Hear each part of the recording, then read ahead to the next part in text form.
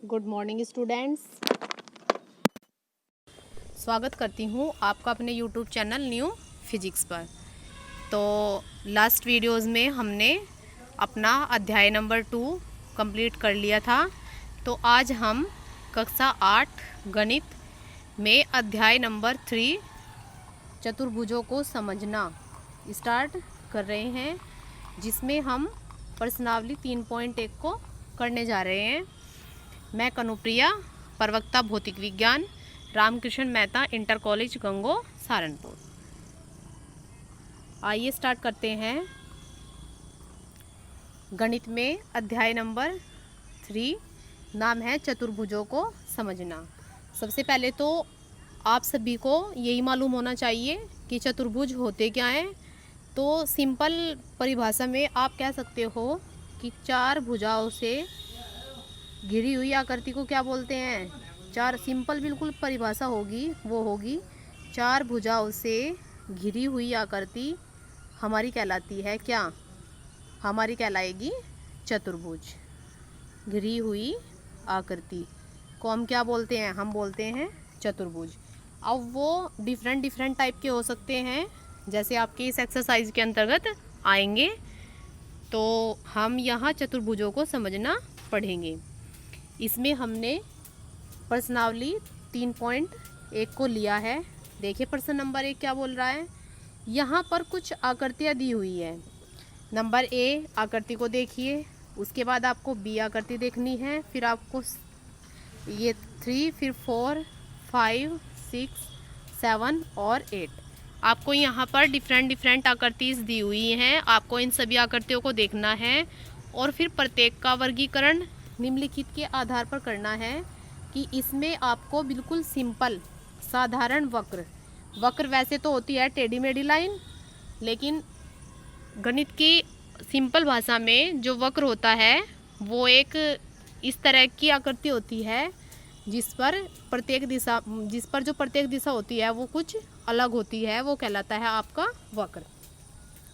तो ए में आपको बताना है साधारण वक्र, फिर साधारण बंद वक्र, बहुभुज, उत्तल बहुभुज और अवतल बहुभुज। तो देखिए हमारे पास ये जो आकृति है इनमें हमें क्या बताना है। एक तो हमें साधारण वक्र बताना है, कौन सा है। देखिए ये बना हुआ है नंबर ए पोजीशन पर आपका जो वक्र है ये बिल्कुल सिंपल है, ऐसे बना दिया। फिर दूसरे नंबर पर है आपका ये भी बिल्कुल क्या है, साधारण वक्र है। ये देखिए थोड़ा गोलाई में है। फिर ये भी आपका ये थोड़ा स्टार टाइप में बना हुआ है, ये भी साधारण वक्र नहीं है। तो आपके 5वें नंबर पर जो आकृति है ये भी कैसी है, एक साधारण वक्र है। आप ऐसे चले और फिर घूमकर ऐसे आ गए। नेक्स्ट जो 6 बना हुआ है वो भी एक सिंपल वक्र है और 7 बना हुआ वो भी एक सिंपल वक्र है। तो चलते हैं अपनी नेक्स्ट स्लाइड की तरफ। तो देखिए यहाँ आंसर में आपके पास सबसे पहले लिखा हुआ है साधारण वक्र। तो इसमें आपकी नंबर 1 पर जो आकृति है मैंने अभी बताया था वो साधारण वक्र है। बी पर जो आकृति है वो भी सिंपल एक साधारण वक्र है। साधारण वक्र में आपको बस ये देखना है जो आकृति एक पॉइंट से स्टार्ट होकर और पूरे वक्र पर घूमने के बाद फिर उसी पॉइंट पर आ जाए।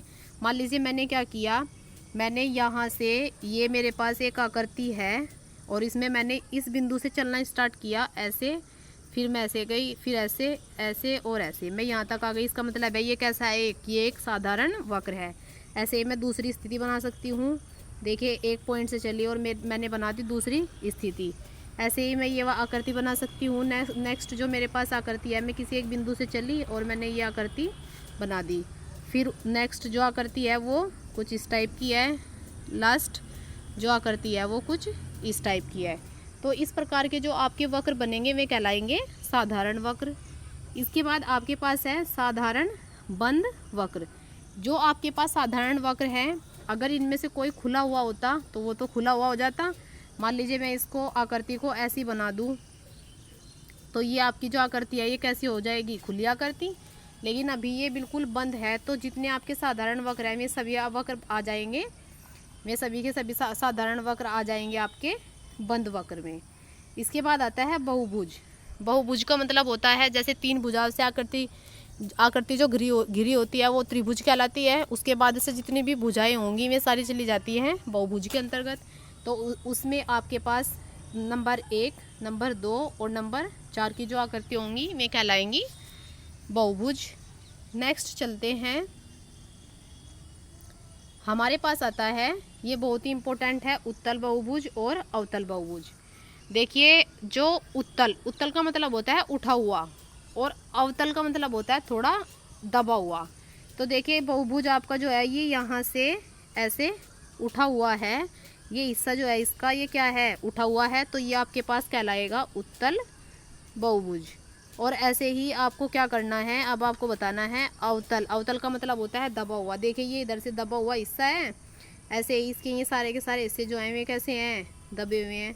तो आपके पास 2 आकृति आएंगी अवतल बहुभुज की और 1 आकृति आ जाएगी उत्तल बहुभुज की।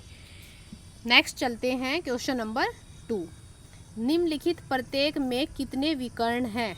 आपको ये बताना है कितने विकर्ण हैं। नंबर 1 एक उत्तल चतुर्भुज, एक समषटभुज और एक त्रिभुज। देखिए ए में हमने क्या बनाई है, एक आकृति बनाई है एक उत्तल चतुर्भुज की। उत्तल चतुर्भुज का मतलब होता है एक उठा हुआ सा चतुर्भुज हो, जैसे आप सिंपल ये भी मान सकते हैं, और वैसे इन्होंने बनाया हुआ है एक उठा हुआ सा चतुर्भुज कुछ इस टाइप का, और इसका नाम दे दिया है A, B, C और D। तो आपने क्या किया, A को C से मिलाया और B को D से मिलाया। तो यहाँ आपके पास कितने विकर्ण बने, यहाँ आपके पास नंबर 1 विकर्ण AC और नंबर 2 विकर्ण जो बना है वो BD विकर्ण बना है, जो कि लिखा हुआ है, ये आपके पास डायग्राम है और यहाँ लिखा हुआ है, यहाँ AC और BD विकर्ण है। इसके बाद बनाया है समषटभुज। समषटभुज का मतलब होता है जिसमें 6 भुजाएं हों। तो आप इस तरह का एक भुज बनाना जिसमें कितनी भुजाएं हों, जिसके अंतर्गत लगभग 6 भुजाएं हों, ठीक है। और इसके जब हम विकर्ण करते हैं, यहाँ पर आपकी आकृति बनी हुई है और इसके विकर्णों को जब हम काउंट करते हैं तो यहाँ पर जो इसके विकर्ण हैं ये बने हुए हैं और इनकी टोटल संख्या कितनी है, इनकी टोटल संख्या है 9। अब बात आती है त्रिभुज की। एक त्रिभुज मैं ऐसे बना दूँ, इसमें मैं आमने सामने वाली भुजाओं को नहीं मिला सकती, तो इसका मतलब है यहाँ जो विकर्ण होंगे में क्या होंगे, 0 विकर्ण होंगे। नेक्स्ट चलते हैं क्वेश्चन नंबर 3। क्वेश्चन नंबर 3 में लिखा हुआ है, उत्तल चतुर्भुज के कोणों की माप का योगफल ज्ञात कीजिए। यदि चतुर्भुज उत्तल न हो तो क्या यह गुण लागू होगा? एक चतुर्भुज बनाइए जो कि उत्तल न हो और प्रयास कीजिए। सबसे पहले बताना है कि जो उत्तल चतुर्भुज है उसके जो कोणों की मापों का योगफल है वो कितना है, वो क्या है। तो आपने लिखा, हमने मान लिया है हमारे पास ABCD एक उत्तल चतुर्भुज है, जो कि उत्तल चतुर्भुज इन्होंने यहाँ पर बनाया है, तथा विकर्ण AC खींचा। इसका हमने एक विकर्ण AC बना दिया है, जो ये बना रखा है विकर्ण AC। जो चतुर्भुजों को क्या कर रहा है, 2 त्रिभुज में डिवाइड कर रहा है। यहाँ पर कुछ इस टाइप का है, ये आपके पास एक चतुर्भुज है, आपने क्या किया, इस विकर्ण को मिला दिया, इसका नाम दिया A, B, C और D। तो देखिए आपके पास एक त्रिभुज तो ये मिल रहा है नीचे और एक त्रिभुज मिल रहा है ऊपर। तो आपको क्या करना है, बस आपको मानना है, मान लीजिए आपके पास ये कोण 1 है, उसके बाद ये कोण 2 है, ये कोण 3 है, ये 4 है, ये 5 है और ये है 6। अब आप जानते हैं त्रिभुज के तीनों कोणों का योगफल कितना होता है, 180। बस आपको क्या करना है, एक बार इसको मानना है और एक बार इसको मानना है। 180 इस वाले का योग 180 हो जाएगा प्लस, और निचले वाले का योग भी कितना होगा, 180, और टोटल हो जाएगा कितना, 360। तो देखिए यहाँ लिखा हुआ है कोण A, ये कोण, उसके बाद कोण B, कोण C और कोण D। जो कोण A है वो किस किस का योग है, 1 का और 6 का, B 5 का और 4 का, C 3 का और 2 का, C हमारे पास 4 का और 3 का, और D हमारे पास 2 का। अब हमें क्या करना है, जो एक त्रिभुज है ऊपरले वाला उसको हम एक साइड में रख लेते हैं, कोण 1 प्लस कोण 2 प्लस कोण 3, फिर प्लस ब्रैकेट के अंदर हम निचले वाले त्रिभुज के कोणों का योग रख लेते हैं, प्लस कोण 4 प्लस कोण 5 प्लस कोण 6। तो देखते हैं इन तीनों कोणों का योगफल कितना होगा। त्रिभुज के योग के गुणधर्म के अनुसार 180, त्रिभुज के तीनों कोणों का योगफल कितना होता है 180। तो ये भी ऊपरले वाला त्रिभुज है, नीचले वाला भी क्या है एक त्रिभुज है, तो 180 प्लस 180 बराबर 360। तो हम सिंपल बोल देंगे कि हमारे पास जो उत्तल चतुर्भुज है उसके कोणों की जो माप का योगफल है वो कितना है 360 होता है। अब हमें क्या करना है कि क्या ये ही जो नियम है, एक अवतल अगर मैं ले लूँ चतुर्भुज तो क्या ये तब भी हो पाएगा या नहीं हो पाएगा। तो हाँ, यदि चतुर्भुज उत्तल न हो तो तब भी क्या होगा, यह गुण लागू हो सकता है और उसको हम एक एग्जाम्पल से ही समझ सकते हैं। हमने यहाँ पर बना दिया है एक अवतल चतुर्भुज, यहाँ मैंने इसका विकर्ण बनाया और फिर से मैंने कोणों को ऐसे ही नाम दिया है कि मेरे पास A, B, C और D है और इसके जो अंदर मैंने बनाया हुआ है 1 2 3 4 करके कोणों का नाम दे दिया है। फिर मैंने त्रिभुज लिया, इसमें सबसे पहले त्रिभुज लिया ABD और फिर नीचे लिया है BDC। ABD में मैंने क्या करा, ऊपरले वाले में लगाया कोण 1 प्लस कोण 2 प्लस कोण 3 बराबर किसके 180 के, और नीचले वाले में लगाया कोण 4 प्लस कोण 5 प्लस कोण 6 बराबर भी कितना हो जाएगा 180। दोनों समीकरणों को ऐड किया, ऐड करने के बाद आपको क्या मिलता है, पूरा का पूरा आपको तो चतुर्भुज मिल जाएगा और चतुर्भुज का योग कितना हो जाएगा 360। नेक्स्ट चलते हैं हम अपने क्वेश्चन नंबर 4 पर। देखिए question number 4 is most important, ये आने वाले टाइम में भी आपके लिए बहुत इम्पोर्टेंट क्वेश्चन है। इसमें लिखा हुआ है तालिका की जांच कीजिए, प्रत्येक आकृति को त्रिभुजों में बांटिए और कोणों का योगफल ज्ञात कीजिए। कि आपको क्या करना है, प्रत्येक आकृति में ये देखना है कितने त्रिभुज हैं और फिर उनके कोणों का योगफल आपको ज्ञात करना है। और एक सूत्र भी आपको यहाँ से मिल जाएगा जिसकी सहायता से आप आसानी से क्या कर सकते हो, निकाल सकते हो कोणों का योगफल। तो देखिए आकृति नंबर 1 त्रिभुज बना हुआ है, फिर आकृति नंबर 2 त्रिभुज बन गए इसमें बीच में से डिवाइड करने के बाद। यहाँ आकृति नंबर 5, ये जो आकृति दे रखी है इसमें आपके पास 3 त्रिभुज बने हुए हैं और नेक्स्ट आकृति में आपके पास 4 त्रिभुज बने हुए हैं। तो सबसे पहले हम देखते हैं भुजा कितनी है और फिर देखते हैं कोणों का योगफल। भुजा यहाँ कितनी है त्रिभुज में 3, यहाँ भुजा कितनी है आपके पास 4, यहाँ भुजा 1 2 3 4 सॉरी एक तो ये है 2 3 4 और 5 भुजा हो गई। यहाँ देखते हैं 1 2 3 4 5 और 6। तो भुजा बिल्कुल स्पष्ट है कि देखिए 1 2 और 3 भुजा, 1 2 3 और 4 भुजा, 5 भुजा और 6 भुजा। अब आपको क्या करना है, कोणों का योगफल निकालना है। चूँकि आपके पास यहाँ एक त्रिभुज है तो 1 की गुणा 180 में की, ठीक है। यहाँ आपके पास 2 त्रिभुज है, 2 की गुणा 180 में की। यहाँ आपके पास 3 त्रिभुज बने हैं, 3 की गुणा 180 में की। और यहाँ आपके पास 4 त्रिभुज बने हुए हैं तो आपने 4 की गुणा किस में की 180 में। अब देखिए 1 कब आएगा, 1 जब आप ये जो भुजा है 3, इन 3 भुजा में से आपने क्या घटाया 2 को घटाया तो आपके पास कितना बचा 1। यहाँ आपके पास 2 कब आया, जब आपने इसकी 4 भुजा में से कितने को घटाया 2 को घटाया तब आपके पास बचा 2। यहाँ आपके पास 3 कब आया, जब आपने टोटल भुजा में से 5 में से 2 को घटाया तब आपके पास बचा 3। और ऐसे ही यहाँ जब आपने टोटल भुजा में से किसको घटाया 2 को घटाया। इसका मतलब है आपको हर जगह ही भुजा में से कितना घटाना पड़ रहा है 2 घटाना पड़ रहा है और उसमें मल्टीप्लाई कर देनी है 180 की। तो आपके पास उस जो भी वो आकृति होगी तो उसमें भुजाओं का, उसमें जो त्रिभुज है त्रिभुज बनेंगे उनका कोणों का योगफल आपको क्या हो जाएगा ज्ञात हो जाएगा। तो यहाँ से हमारे पास एक फॉर्मूला बनता है जो कहलाएगा n-2 बराबर 180, सॉरी यहाँ आपके पास सूत्र बनेगा n-2 गुणा में आएगा 180। ये सूत्र आएगा आपका कोणों का योगफल। अब आप कितने भी कोणों का क्या निकाल सकते हो योगफल निकाल सकते हो, आपके पास भुजा कितनी भी हो। ये जो n है ये आपकी होगी बहुभुज की भुजा। वो आपके पास 7 भी हो सकती है, 8 भी हो सकती है, 9 भी हो सकती है। अब यहाँ से बनता है हमारा क्वेश्चन। तो आपको याद रखना है, ये फॉर्मूला याद रखना है, n-2 मल्टीप्लाई 180। ठीक है। अब यहाँ चलते हैं हम क्वेश्चन की तरफ। देखिए, एक बहुभुज के कोणों का योगफल के बारे में आप क्या कह सकते हैं जिनकी भुजाओं की संख्या ये हो। मान लीजिए 7 है, 8 है, 10 है, n है। तो आपको निकालना है जिस बहुभुज की भुजा 7 हो। 7 का मतलब है, आप आकृति बनाइए, 1 2 3 4 5 6 और 7। आपको क्या करना है, आपको सूत्र लगाना है n-2 और मल्टीप्लाई 180। आपको ये आकृति बनाने की भी ज़रूरत नहीं पड़ेगी। कोणों का योगफल निकालते हैं। n का मान कितना है आपके पास, 7 माइनस 2 मल्टीप्लाई में आएगा 180।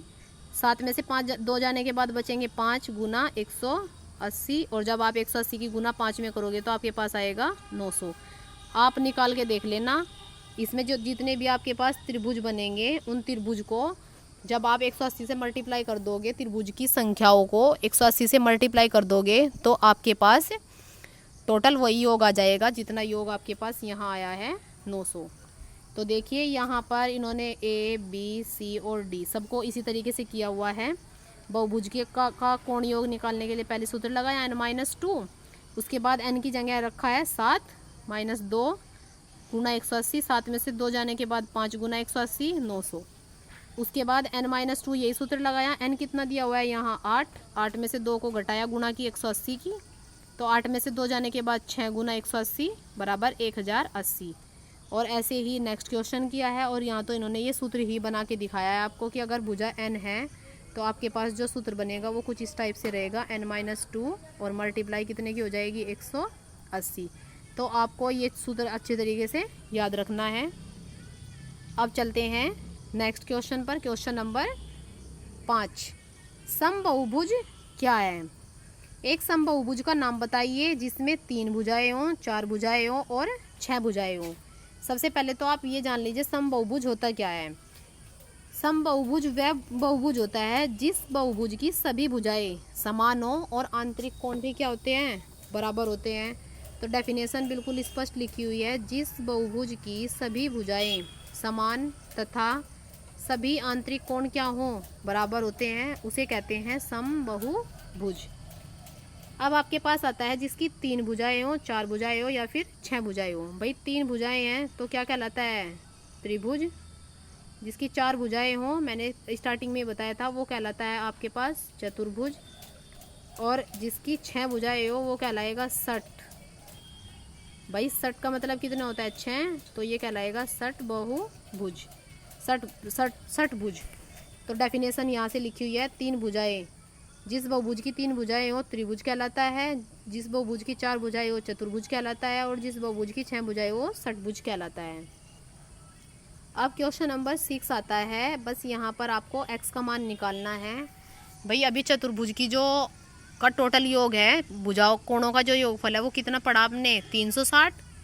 यहाँ आपके पास देखिए, अगर मैं इसका नाम दे दूँ A, B, C और D, तो कोण A प्लस कोण B प्लस कोण C प्लस कोण D बराबर किसके, 360। भाई कोण A कितना है, 50, कोण B कितना है, 130, कोण C कितना है, 120, और कोण D कितना है, x बराबर 360। तो यहाँ से आप इसका योग लगाओगे, टोटल जो योग आ जाएगा वो आ जाएगा 300 प्लस x बराबर 360। और मैंने आपको यहाँ से मान निकालना बताया हुआ है कि ये इसके प्लस में है तो दर जाने के बाद क्या हो जाएगा, माइनस हो जाएगा। तो 360 माइनस 300, तो x का मान कितना आएगा, 60। ये तो बिल्कुल सिंपल क्वेश्चन है। जो ये ऐसे ही आपको इसका निकालना है, तो इसका निकालने के लिए भाई ये इधर आपको 90 दिया है तो इधर भी कितना हो जाएगा, 90 निकाल सकते हो। ये यहाँ पर हुआ है, अगर आपको कुछ प्रॉब्लम आती है तो आप पूछ सकते हैं। वैसे ही आपके पास एक त्रिभुज, एक चतुर्भुज ये है, नेक्स्ट ये है और ये। तो यहाँ पर इस स्लाइड में आपको इसका और इसका सॉल्यूशन दिया हुआ है। नेक्स्ट स्लाइड में आपको ये तीसरा, चौथा, पांचवा और छठा, यहाँ पर ये सॉल्यूशन आप देख सकते हो। और जिस भी सॉल्यूशन में आपको कोई प्रॉब्लम आती है तो आप उसको पूछ सकते हैं। नेक्स्ट चलते हैं हम अपने क्वेश्चन नंबर 7 पर। क्वेश्चन नंबर 7 भी आपका कुछ इसी तरीके का है, बस आपको इसको भी क्या करना है, इसको भी थोड़ा समझना है, और समझने के बाद ये भी बिल्कुल सिंपल तरीके से आप इसको हल कर सकते हैं। देखिए इसमें आपको x, y और z दे दिया। भाई आपके पास एक आकृति कुछ इस तरीके की बनाई, जिस तरीके की आकृति मैंने यहाँ बना दी है। इन्होंने यहाँ मान दिया 30, यहाँ आपको मान दे दिया 90, इसका मान दिया z, इसको दिया x और इसको दे दिया y, और ये पूछ रहा है कि मुझे योग चाहिए x plus y plus z का। भाई मुझे इसका योग चाहिए, तो इसके योग निकालने के लिए आपको क्या करना पड़ेगा, आप सबसे पहले बनाते हो रैखिक युग्म। क्योंकि हम जानते हैं एक जो सिंपल लाइन होती है, स्ट्रेट लाइन होती है, कोण कितना होता है 180 का। तो भाई देखिए ये एक सीधी लाइन है, तो सीधी लाइन का मतलब है अगर ये 90 है तो ये कितना हो जाएगा, इधर x 90 का हो जाएगा। ठीक है, ये यहाँ 30 का बना हुआ है, तो 180 का टोटल होगा, तो z कितने का आ जाएगा, z आ जाएगा लगभग 150 का। क्योंकि जब 150 में 30 को जोड़ दोगे तो टोटल कितना हो जाएगा 180। अब बात आती है y की, तो y को निकालने से पहले हमारे पास ये मान होना चाहिए। हमें पता है त्रिभुज, ये आपके पास अंदर जो बना हुआ है ये क्या है, त्रिभुज बना हुआ है। त्रिभुज के तीनों कोनों का योगफल कितना होता है 180। अगर यहाँ 90 है, 30 है, तो 90 और 30 कितने हो गए 120। तो बचा कितना, ये जो अंदर का मान आएगा ये हो जाएगा 60, तभी तो 180 होगा ना। अब y का मान आसानी से निकाल सकते हैं, 180 में से घटा दोगे कितना 60, तो 180 में से 60 घटाने के बाद 120 बचेगा। अब देखो आपको क्या करना है, योग निकालना है, तो आप जोड़ोगे 90 प्लस y का मान कितना आया 150 प्लस और y का मान 120 और z का मान 150, और बस आपको क्या करना है, इनको योग कर देना है। इनका योग आ जाएगा आपके पास, इनको जोड़कर देखना, जोड़ने के बाद लगभग 360 मान आपको प्राप्त हो जाएगा। समझ गए। देखो सबसे पहले आपको आकृति बनाई, मैंने आपको बताया कि जो एक सीधी रेखा पर बनता है कोण वो कितना बनता है 180 का बनता है। यहाँ 90 दिया हुआ है, तो आप 180 में से घटा दोगे 90 को, तो ये कितना आ जाएगा 90। ऐसे ही आपके पास ये 30 दिया हुआ है, यहाँ आप इसको करने के लिए z का मान निकालने के लिए 180 में से घटाने के बाद कितना बचा दोगे 150। यहाँ आप पहले अंदर का मान निकालोगे, फिर आप उसमें से 180 में से उस अंदर को घटा दोगे 60 को, 120 मिल जाएगा, और फिर तीनों को क्या कर लोगे, जोड़ लोगे। तो यहाँ इन्होंने कुछ इस तरीके से किया है कि हम जानते हैं कि रेखिक युग्मों के कोणों का योगफल कितना होता है 180। रेखिक युग्म वो होता है एक जो सिंपल लाइन पर बनता है। तो यहाँ इन्होंने एक रेखिक युग्म दिखाया है, ये 90, ये लाइन बन रही है, तो यहाँ 90 प्लस x का जो मान होगा वो कितना होगा 180। तो यहाँ से x का मान निकाल सकते हैं, 180 में से आपको कितना घटाना है 90 को घटाना है, तो आपके पास बच जाएगा 90। ये लाइन बना रखी है यहाँ। फिर नेक्स्ट आपको दिया है z प्लस 30, ये भी किसके बराबर हो जाएगा 180। z का मान निकालना है, 180 में से कितना घटाओगे 30, तो आपके पास बचेगा 150। और ऐसे ही फिर आपको निकालना है, पहले तो त्रिभुज के बाह्य कोणों का गुणधर्म लगाओगे, तो y का मान निकालोगे 90 प्लस 30 और आपके पास आ जाएगा 120। अब आप सिंपल इसको जोड़ देना, 90, 150 और 120। तो यहाँ पर आपका क्वेश्चन नंबर ए जो होगा वो कंप्लीट हो जाएगा। अब आते हैं क्वेश्चन नंबर बी पर। तो क्वेश्चन नंबर बी आपको बिल्कुल ऐसे ही करना है जैसे आपने क्वेश्चन नंबर ए को समझा है। अब चलते हैं नेक्स्ट। बस यहीं पर आपकी वीडियो जो होगी वो आज की समाप्त हो जाएगी। अगर आपको किसी को इस वीडियो से कुछ भी परेशानी आती है समझने में, तो आप लाइक कर सकते हैं, कमेंट कर सकते हैं और कमेंट में अपने प्रॉब्लम को पूछ सकते हैं। Thank you.